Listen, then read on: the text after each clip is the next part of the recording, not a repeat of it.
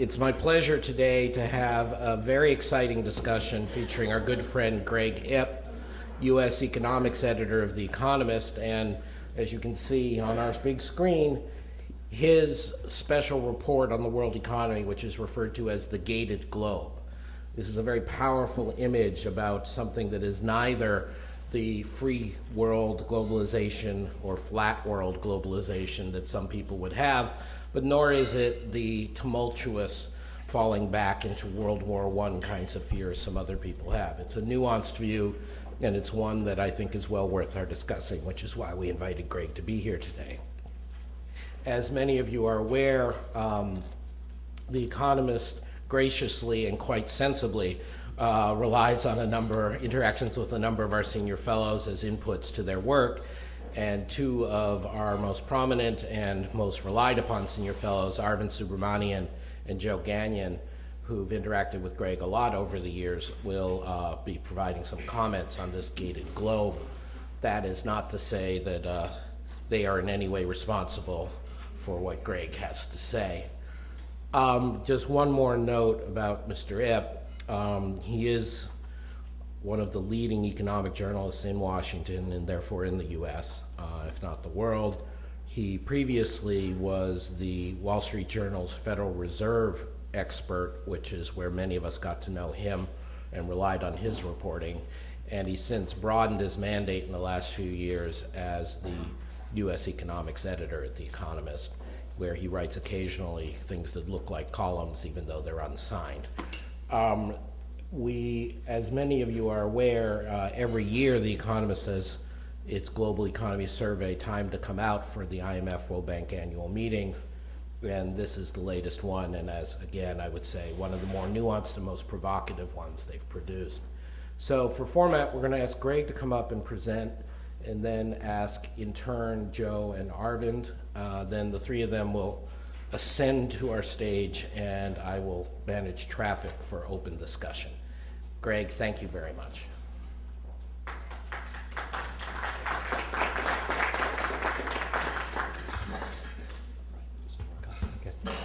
Thank you, Adam.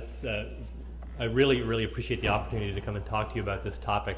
I have to say that coming to the Peterson Institute to talk about globalization is like coming to NASA and talking about rocket flight. And I was kind of worried that somebody out in the audience will quickly realize just how little you really know. Does this man actually know what geostationary orbit is? Does this person actually know what a multilateral trading agreement looks like? Well, at The Economist, if we allowed our lack of expertise to get in the way of our writing, we wouldn't have anything in the paper all week, any week. So I had to just sort of plunge ahead, do some research, and figure out what I saw and try and develop a thesis about it. And the thesis that I came up with was what I call gated globalization. Now, it starts, my story starts 5 years ago because a number of tensions were, of course, roiling the economy in 2008. And it wasn't just the crisis that Lehman unleashed, but also the centrifugal forces that you feared were going to tear the global economy apart and damage the consensus for globalization. And at the very first meeting of the G20, organized by George W. Bush, there was a concerted effort and its subsequent G20 meetings to push back against those risks, to learn our lessons from the 1930s and not repeat the isolationism of that period. Which, of course, means we have to ask ourselves, well, did we succeed? Now, as Adam said, this is a provocative and nuanced thesis. Having something that's both provocative and nuanced is, as you can imagine, a little bit of a difficult job. And at The Economist, we pride ourselves on the motto, simplify, then exaggerate. And that is not usually consistent with something being nuanced. And so breaking a little bit with that simplistic approach, I sort of came down on, well, yes and no, we succeeded. We succeeded, yes, in the sense that I think the conventional narrative that there was no return to serious protectionism is correct.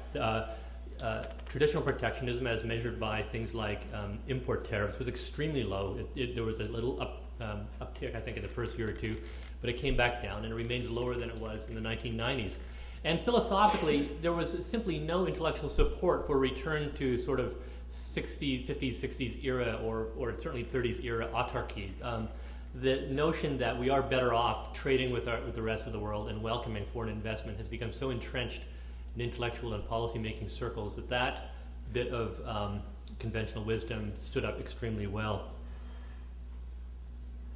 On the other hand, and there is always a but, I think we did nonetheless see important rethink of a lot of the precepts of globalization. The way I characterize it is that if pre-2008 globalization was, we aspired to complete freedom of movement, capital, and people, and goods, that since then we've taken a slightly more interventionist approach where we still want people, capital, goods, and services to move across borders, but we're much more selective about which people, capital, goods, and services we allow and the conditions under which we allow that. I think the global financial crisis and a lot of other tensions going on at the same time, such as the rise of China and its intrusion into developed world goods markets, created a lot of tension and a desire on the part of a lot of countries to, if possible, manage the process of globalization so that you got its best parts, you got the exports, you got the foreign investment, but you were able to insulate yourself from the bad parts, whether it was excessive inflows of cheap goods, excessive inflows of unskilled labor, whether from Eastern Europe or Latin America, and excessive inflows of hot money and reckless lending. The crises that the failure of Lehman Brothers, some may remember that there was a fight going on in Britain over the fact that Lehman had transferred a lot of its assets out of London into New York prior to bankruptcy, which made those assets unavailable to creditors in Great Britain. And around the same time, Iceland passed a law protecting its depositors, but not the foreign depositors of its banks, which again left the unlucky British holding the bag when those banks went down. AIG, of course, ran its very large and risky derivatives book out of London beyond the reach of the most intrusive U.S. regulators. And the Euro crisis, I think, taught especially northern parts of Europe the risks of monetary integration and financial integration without a backstop that avoided the excesses of leverage and lending that then came back to haunt many of those banks. And so those were sort of the fundamental drivers of a desire to rethink and manage better the financial globalization piece of globalization. In 2008, also, almost forgotten in the wake of Lehman's collapse, about a month or two before Lehman collapsed, Doha collapsed in Geneva. And it collapsed over what seemed at the time the most trivial of issues, which is that some of the BRICS didn't want to lower their barriers to ag trade, and the Americans said, well, if you don't, and if you don't give us something on industrial, then there's frankly nothing in it for us. And I think what we now appreciate is that was the surface strain of a more fundamental divide between two different ways of looking at economic development. The U.S. Method, which was liberal market capitalism, and a more interventionist model as practiced by the BRICS, Brazil, Russia, India, and China. And it has been increasingly difficult to accommodate those two different approaches to economic development within a single global economic order. Now, having sort of looked at this thesis, look, I'm still an economist when it comes down to it, and I ask myself, what does the data show? And one of the reasons I was intrigued by this possibility that globalization had taken a breather was that some of the data certainly seemed to support that thesis. World trade collapsed in the crisis of 2008, 2009, but a lot of that was just really related to the contraction in global demand, and it came back fairly quickly. But at least since that period, we have not seen trade volumes start growing again faster than world GDP, which is different from the decade that came before. On the financial side, you see the same thing. This is a chart that I've seen in a number of places, and we reproduced it in this week's issue of the magazine. And essentially it shows the total stock of foreign assets of all countries held outside those countries. And as you can see, you can capture nicely the ebbs and flows of globalization going back over a whole century, reaching a high level in the golden period of globalization when Great Britain was the economic hegemon, shrinking during the First World War and interwar period, and then beginning to rise again after the Second World War, taking a pause, what I consider sort of the first pause around the 1980s, and then taking off in the period of what my fellow panelists have called hyperglobalization, and then abruptly coming to an end 3 or 4 years ago. And so the question is, let me just do a few more of these charts. This chart, of course, is probably, you've seen variants of this as well, which shows quite clearly that the enormous flows across borders have dropped rapidly and enormously since 2007, 2008. And even after some recovery from the depths of the crisis itself, we're still at levels that are only about a third of the peak level. In fact, we're only at levels that we first reached in the late 1990s in terms of cross-border flows. Obviously, a very large portion of that has been the collapse in flows within the Eurozone from north to south and south to north. But it's not just there. People, if you decompose this data, you find that there's been an ebbing of these flows among all regions. And finally, looking at foreign direct investment flows have also waned since the peak of the pre-crisis boom. The question obviously arises that these are big numbers, and it's always dangerous to sort of think that a very large phenomenon can be explained by a single variable. Of course, the temptation is that you'll ascribe it to the variable that's most conducive to your own case. And so I have tried to avoid that by sort of asking, well, how much of this can be explained by things other than policy? And Doug Irwin, who's a very good friend of the Peterson Institute, has, I think, a useful way of thinking about it. Sometimes globalization is driven by markets and business decisions, and sometimes it's driven by policy. And there's no question that a lot of the trends that I've just shown are market-driven. A weak economy is not conducive to growth in trade. Imports and exports tend to be highly cyclical, and so they fall further when the economy goes down, and they tend to rise more slowly in a weak recovery, as we've had. Plus, there's the fact that as emerging markets growth has slowed, that has also weakened both nominal and real values for trade in commodities. Then there have been sort of like what I call these business imperatives, which is that even absent a change in the policy environment, a lot of banks in particular would have rethought the extent to which their footprint was sprawling across borders, raising questions about their ability to manage those various risks. For example, there were something like half a dozen U.S. banks that entered China in the mid-2000s, and almost every single one of them has now sold the investments that they made. And finally, there are these other ongoing secular business trends, such as reshoring. China simply is not as cheap a place to manufacture stuff as it was 10 years ago. And so the offshoring trend has slowed, and you see anecdotal evidence of some of that activity coming back to the developed world. And the growth of U.S. domestic oil and gas production is also an important inflection point for at least global trade in oil and gas. So no question, part of what we're identifying is market-driven. But it's not just that. And I think sometimes it can be hard to disentangle those trends that are market-driven, those that are policy-driven, because they tend to feed upon each other. So when I talk about the desire of banks to reduce their global footprints, they're responding to the same awareness and the risks that policymakers also have picked up on, which is that when foreign banks are operating within your borders, you are exposed to contagion if those foreign banks get into trouble in other markets.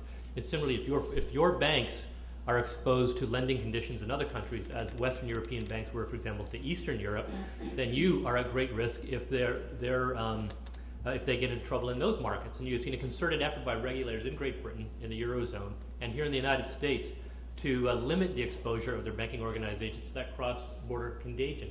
You've seen it in things like some scattershot actions by the Eurozone regulators that are aimed at requiring, even within the Europe, foreign European banking organizations to maintain a more closely matched book of liquidity of deposits and loans within their own borders, which sounds like a good prudential thing, but if you think about it, if you were to extrapolate that model to the United States and require every bank in your county to have an exactly matched book of deposits and loans, you would do serious damage to the notion of having a single financial market, because you would not be able to transfer savings across political borders to where it's most useful. And a little bit of that is now going on, I think, as a consequence of this fragmentation in the financial world.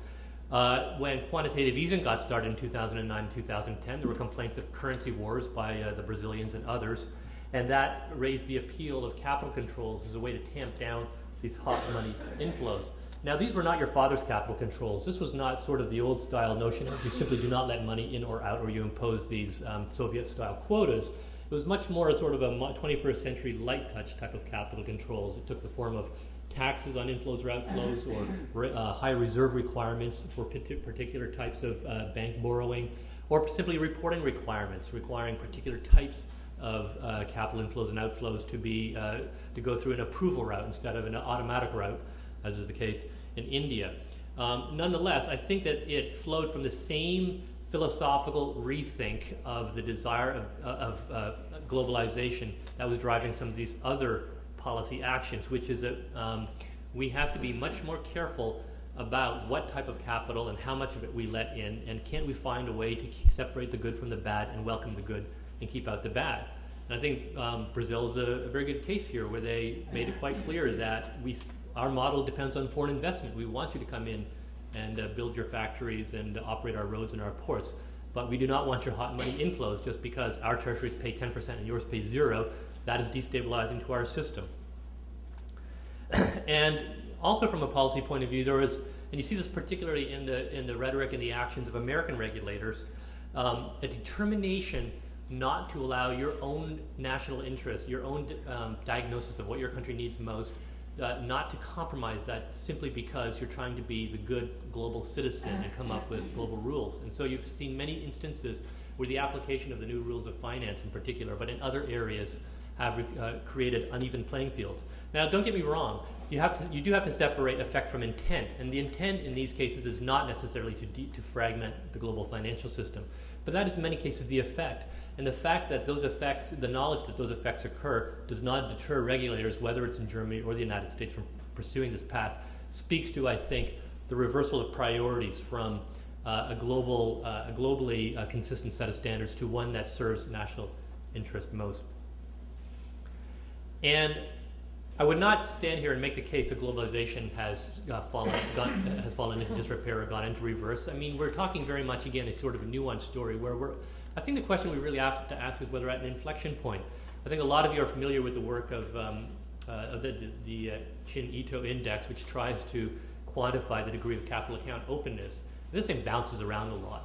But I think the message I'm trying to make here is that after a long period in which capital account mobility was the movement towards greater capital account mobility was the order of the day. In the last 4 or 5 years, we've certainly stopped. There has not been an overall trend towards more openness, and in some cases, we've gone into reverse.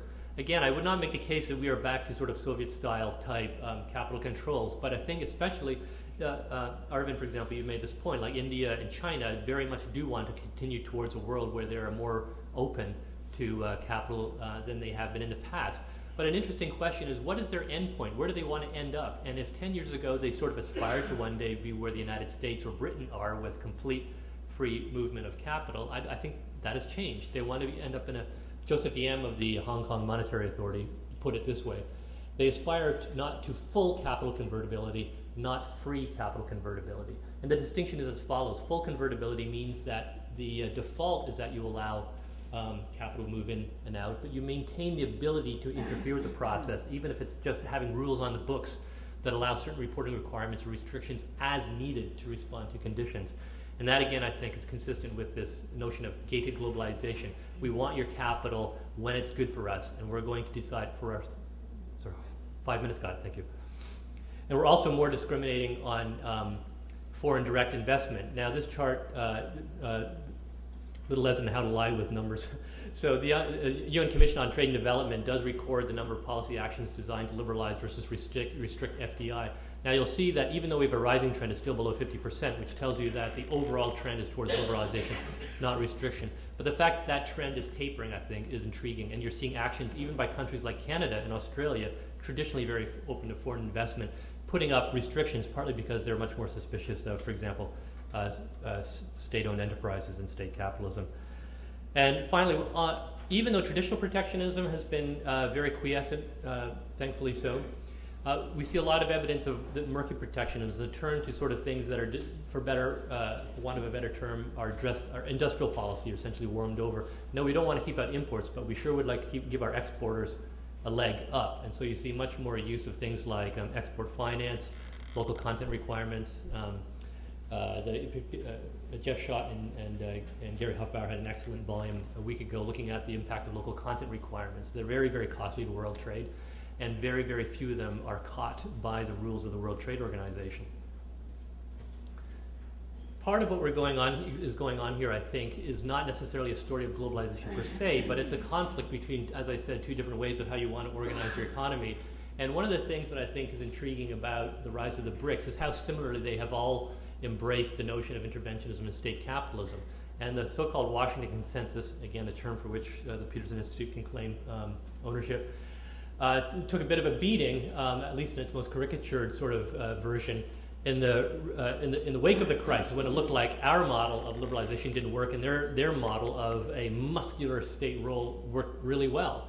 And it shouldn't surprise that those who see a strong role for the hand of the state in domestic development see an equally positive role for the hand of the state in managing the forces of globalization. We did see movements towards openness and reform gather strength about in the early part of the 2000s in Brazil and India. They have essentially stopped or turned back in the last few years, and Russia's never really began. China is the interesting case, of course, where they seem to be at an inflection point, where the last 5 years were sort of a period of stagnation on the reform and openness side, but there are positive signs that they might actually be moving the other direction. But if you actually talk to people working on the ground in places like India and Indonesia and China, you see a high degree of skepticism about whether the governments in power really have changed their stripes.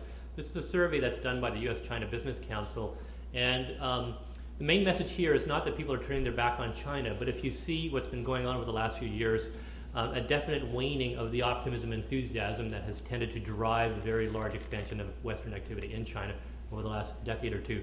Partly this is because the domestic market itself has slowed down, but partly it's weariness and fatigue battling repeatedly against the barriers that China has put up to the expansion and activity of Western companies in there. And to return to a final point, which is on the free trade side, I don't want to characterize the United States in particular as having turned its back on free trade. That is definitely not the case. But when you look at the fact that no new deals have been signed by Obama in his 5 years of his presidency, you do ask exactly where his priorities are.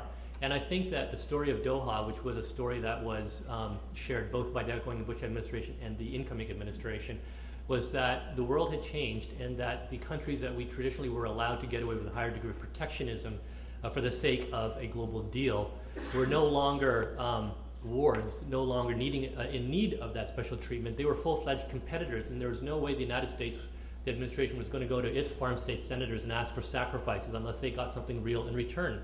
And the inability to strike those kinds of deals, I think, has really held up the multilateral agenda. The positive side, of course, is that, and Arvind, you'll recognize this chart because I got it from you, is that liberalization didn't stop. It didn't go into reverse. We didn't actually abrogate deals. It simply moved into different directions along regional channels. And the way I characterize this is that we still want free trade, but we want it with countries that think the way we do. And so to the extent that the United States can get a Chile or Mexico or a Japan to come along with our vision of liberalization, whether it's beyond the borders or at the border, we welcome them in, and the other countries will have to make up their own mind whether they can have that as well.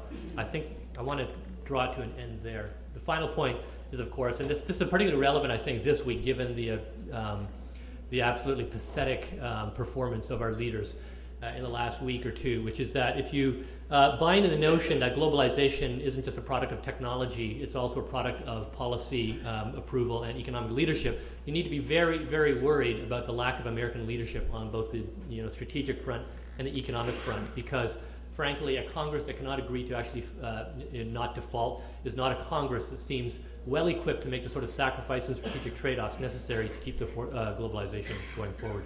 I'm going to wrap it up there and look forward to some comments.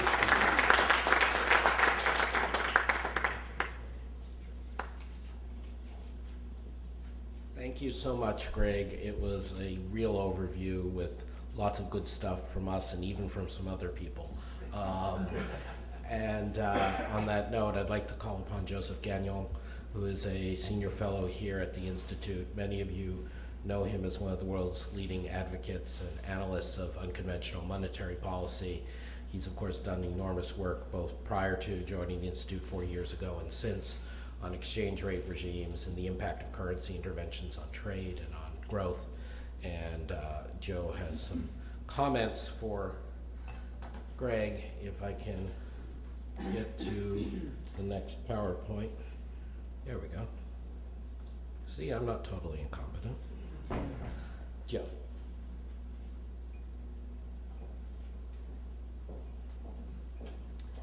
Thank you, Adam. It's a pleasure to be here and to talk about the Economist special report. I thought it was really quite a nice read and a clever use of a gated metaphor to combine several different developments that aren't completely identical. It sort of does it nicely. The basic point is that there are policy limits being placed on globalization. According to the report, the seemingly inexorable forward march of globalization has halted since 2008. And a couple things that are pointed to are that capital flows, at least in gross terms, but also we'll see it in net terms to some extent, are down from their pre-crisis peaks, and that trade has stopped growing faster than GDP. I'm going to focus more on the finance part, and I guess Arvin may focus more on the trade part. One question I think for both of these is how much of these trends are cyclical or temporary, and how much are they secular? I think, well, time will tell, and I don't have a strong view. Okay, so one question is how harmful are these gates? And the report, I think, comes down, and I agree that on trade it would seem hard to argue that more gates is really good. On finance, it seems that the case may be stronger, and the report also seems to acknowledge that, although it seems to slightly waffle on the finance side. In particular, in one place, the report says that policymakers overestimate their ability to distinguish between good and bad capital, but elsewhere it says that financial globalization was too much of a good thing. Now, these two statements aren't exactly contradictory, but they do capture a bit of the flavor of, well, how good is this, or is this good or not good? I'm going to argue that there is an emerging consensus here that maybe we can distinguish somewhat between good and bad capital going forward. So to take you through that, so I'm going to basically make 2 points, and this is the first point, which is, can we distinguish, and are people distinguishing rightly between good and bad capital? What do capital flows do? Do they allocate capital efficiently? That's what we normally think of as economists. They should send capital where its marginal product is highest. In terms of net flows, this should equalize rates of return across countries, and the data seem to strongly reject that in many different ways. I'm going to come back to that in a little bit later. In terms of gross flows, even if you don't equalize rates of return, you might be providing some diversification benefits, which is good for everybody. And there's some support for that, I think. Also, capital can be linked with technology and competition. It can help to transfer technology and increase competition around the world, which would be a good thing. And I think especially through foreign direct investment, we think maybe that's true. So then this leads to a sense of a hierarchy of capital, and maybe that it isn't so hard for policymakers to decide between good and capital. In particular, I think there's wide agreement that foreign direct investment is very beneficial. Portfolio equity seems to be relatively also beneficial. Real estate is not a very big category. Then we get to debt. And in terms of debt, I think there's, even within there, a hierarchy, but there's also starting to be some more costs and benefits here. Debt, we have sort of the excess of debt relative to equity seems to be a pervasive problem in economies, and so this is something to worry about. If it's in local currency and it's in long term, then maybe it's still somewhat beneficial, although it can be argued as you go to short-term debt, you have more issues. And then if you're borrowing in foreign currency, then we have either long-term or short-term, then we have definite concerns. Although there could again be exceptions, particularly if you're exporting and earning a lot of foreign currency revenues, maybe you could borrow in foreign currency, but others shouldn't be. This seems to be an emerging consensus, I think. And in particular, the capital that was at the top of that hierarchy has a stabilizing property. These sort of beneficial forms of capital have the property that in good times, the payments on these forms of capital rise. So when you have a good year, you pay out more in returns on this form of capital. And when you have a bad year, you pay out less, including on the debt flows, if it's local currency, through the exchange rate. So your exchange rate falls when you have a bad year. And this is stabilizing. This sort of helps the world. It keeps you from going bankrupt, which is very costly, and sort of has an insurance property.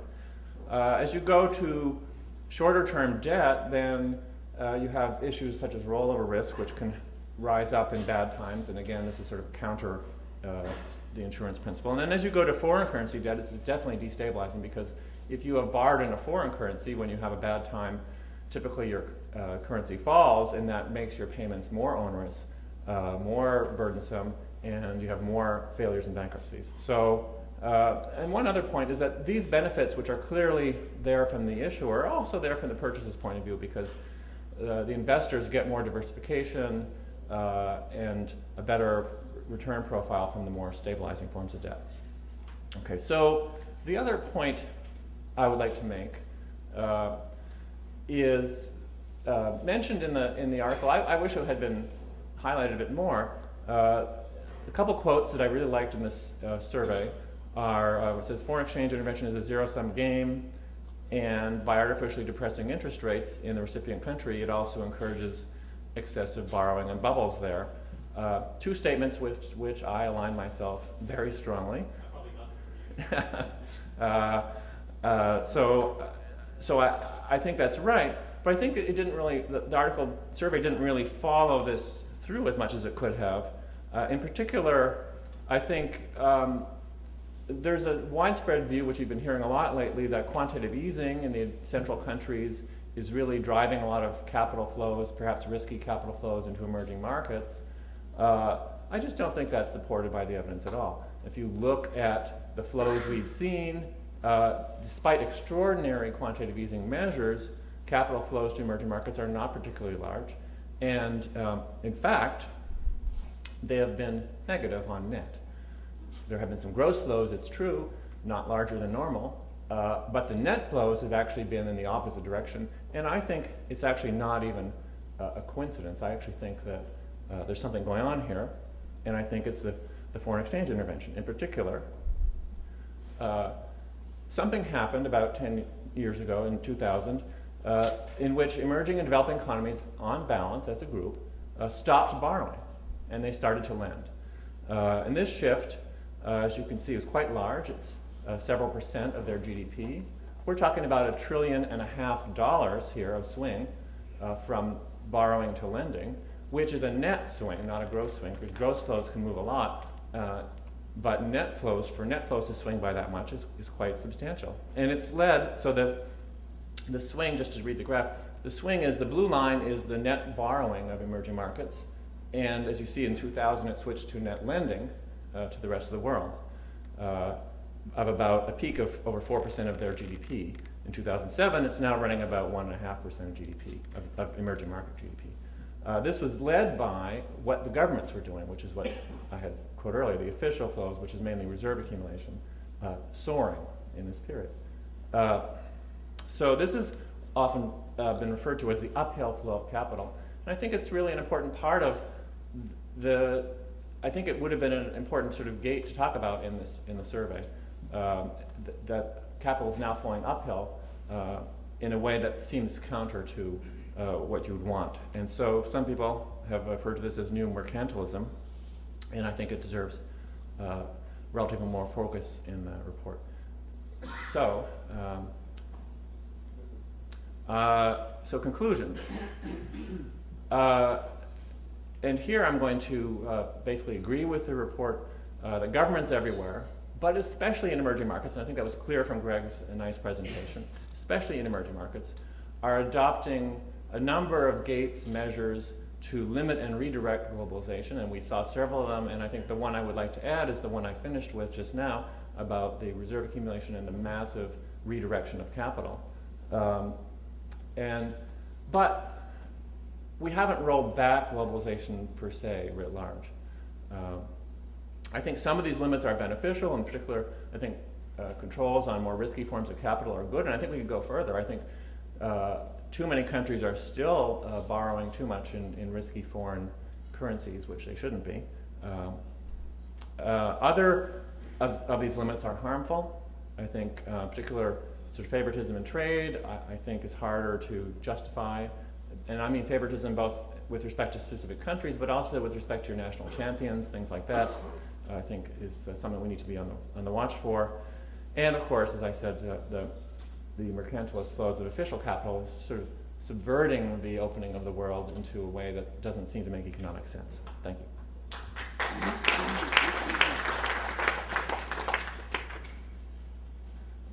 Perfect, Joe. Exaggerated nuance. It was right on spot. I'd now like to call upon Arvind Subramanian, who is the Dennis Weatherstone Senior Fellow here at the Institute.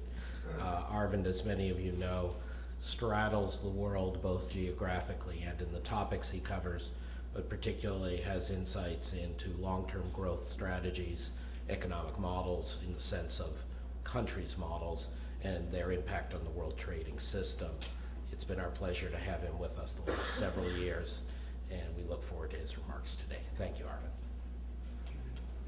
Oh, I didn't put on your slide. Oh dear, I'm falling behind.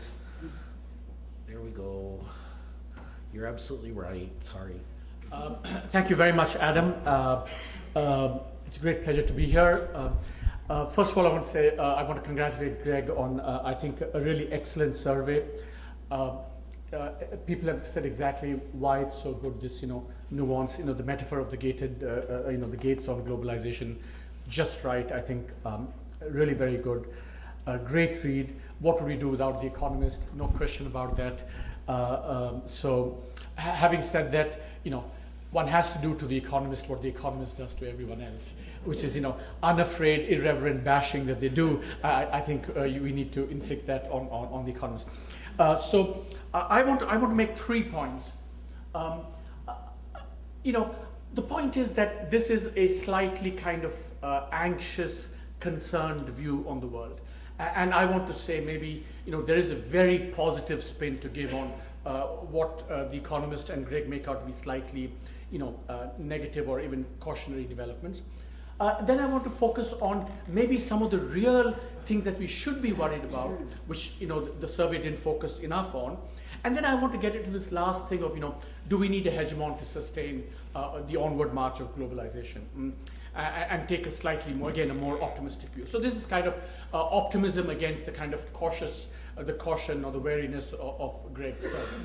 So first, this is a chart, era of hyper-globalization, and that dip there, is it cyclical, is it structural? The one point I would like to make is that when you look at the world trade to GDP ratio, especially, oh my God, I keep doing this.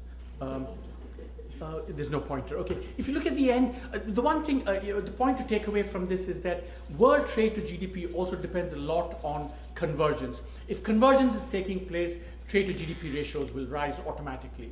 And in some ways, what has happened in the last 10 years, the trade to GDP ratio is endogenous. It's grown because of that. And in fact, the dip that you see and the pickup is also partly a consequence of growth. So it's as much a story about growth driving trade as trade driving growth, which you need to separate out when you analyze developments in the trade to GDP ratio. So that's just a kind of a small point. But I think the big thing that I think the survey misses is the fact that, we've had this enormous structural shocks to the Western economies, and I would call them 2 shocks: the cyclical shock of the Great Recession and the massive under-recognized structural shock, import shock. This is a thing that Krugman uses in his new paper, which just shows, basically imports are coming from much poorer countries in all the Western world. The average income level of import was declining sharply. And in the US has suffered this massive China shock. If you look at the China shock to US, the economy relative to the Japan and Mexico shock, I mean, it's just orders of magnitude bigger. And yet we did not see any serious protectionism in the US, EU, or Japan, especially in the US. So I think this is I view this as extremely optimistic and positive, especially if you consider the magnitude of the shocks that hit these economies. So I think the protectionist dog that didn't bark, I think, is one of the very good pieces of news about the world economy. Now, on the policy changes themselves, I have a slightly more optimistic take or a different take, because China and India are just liberalizing across the board on FDI. I mean, they're in fact liberalizing too much on the capital account. At least India is, and China needs to maybe do more. And in the last 6 months, India has done much more to FDI liberalization than it had done in the previous 20 years, maybe. And Brazil too has undone its capital controls after this thing. So if you remember the Chinanito index that Greg showed, which showed the decline in policy openness on the capital account, If you were to weight it by the size of an economy, I'm wondering, Greg, and if you updated it, I mean, I think things may look a bit different and start looking up. And just a kind of an aside, I mean, if you look at policy changes for the first time, if you think about globalization also involving people and immigration, the prospect of immigration reform in the US, it's not happening, but we know because of the underlying demographics, it's going to kind of happen. So I have a slightly more positive view on what's been happening in terms of policy. What didn't happen in terms of policy is I think a big story of this. So that's my point number one. Point number two, on the deglobalization, I think there are three things that the report could have dealt with more. I think mercantilism, I think would have merited a section in itself, and I kind of build a little bit on what Joe said. You could argue that China ran the most protectionist policy in history. If you believe that in the 2000s, the Chinese currency was undervalued, depending on when and how you measure, 10, 20, 30% or so. So, we can quibble about this, but it was. The problem, however, is that, again, here's where the nuance comes in. The period when it was most mercantilist coincided with the hyper-globalization and the boom. And now, in fact, when the world economies come down, it has receded. So it makes it a difficult kind of story to tell as, oh my God, Chinese mercantilism ruined the world economy. It did. It coincided with this. And then I think the most cheery thing about this mercantilism, I would say, is that I think that this cannot be replicated by other emerging market countries for three reasons. I think Chinese-style mercantilism requires three prerequisites. I mean, maybe it requires autocracy as well, but leave that aside. It needs a closed capital account, it needs a Lewis labor supply, and it needs fiscal prudence. India comprehensively fails on all these scores, and so do most countries because they're opening up the capital accounts. So I think going forward, the story, I mean, Germany might be very mercantilist, but I think it's unlikely that Brazil can't because there's an open capital account. Or none of Latin America can really maintain sustainably undervalued currencies. So going forward, I would say this is also, we've had a mercantilist saga. It didn't create, in fact, it coincided with the boom, it's receded, and it's not going to be replicated going forward. So not such bad news after all. Now, on the demise of multilateralism, Greg generously quotes me saying, this is multilateralism as we know it is over, and to some extent it's true. But here again, I would qualify this a little bit by saying, look, let's not lament about Doha. Doha was small fry, nobody wanted it, it was an aberration, and it doesn't really solve the world's problems multilaterally. So you need to be concerned about multilateralism, but not about Doha. I think, in fact, the argument is that we need something much bigger, much more meaningful, and much more current with recent developments. Doha is really outdated. And on mega regionalism, I'm conflicted, frankly, like Greg is.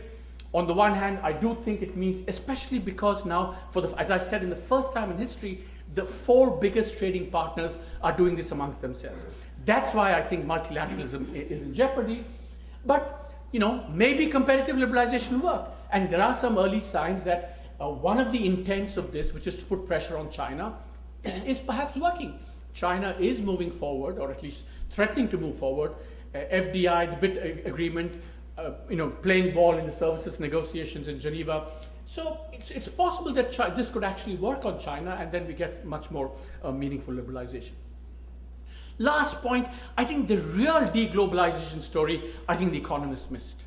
And which is that I think the world is becoming more protectionist in the following sense, or more close in the following sense, which is that the composition of world output is shifting from the rich countries, which are less protected, to the poorer countries, which are more protected.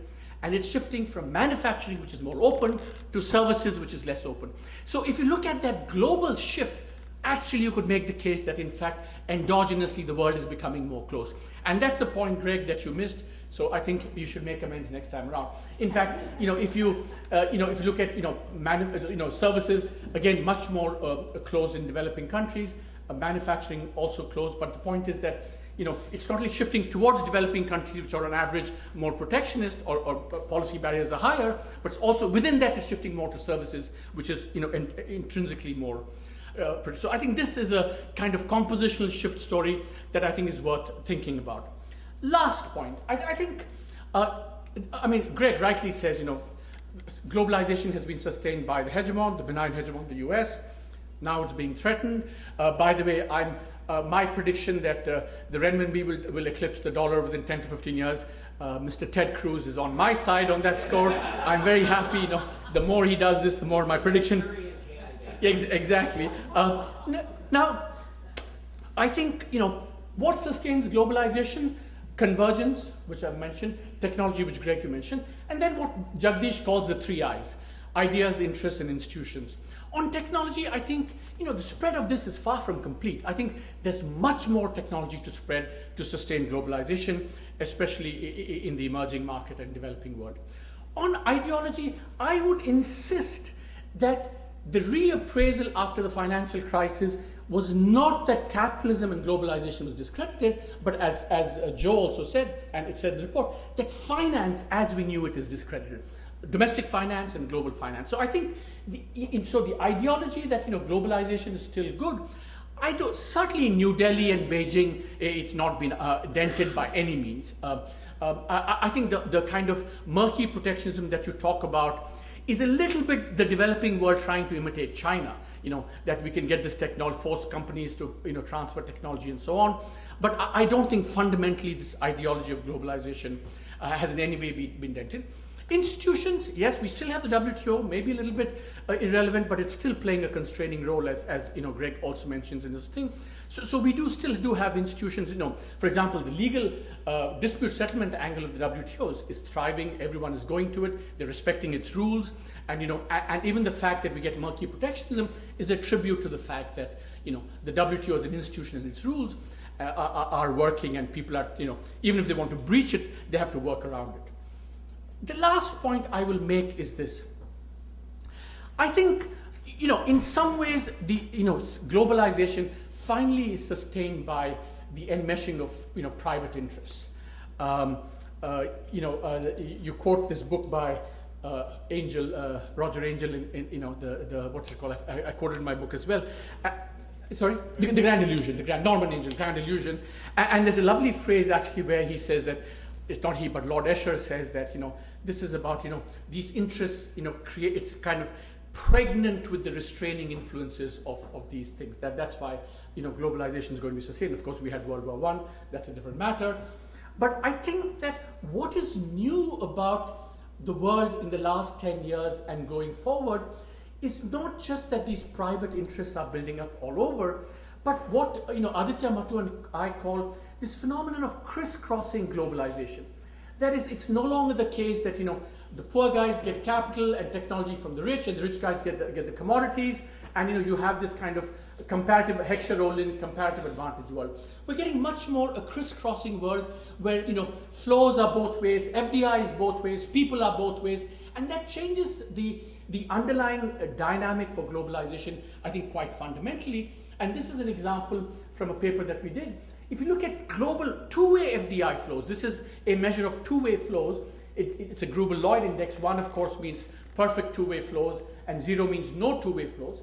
In FDI, you're finding more and more two-way flows. So, you know, so China invests in FDI in this and gets it back. I think it's going to change the need to maintain open FDI and so on.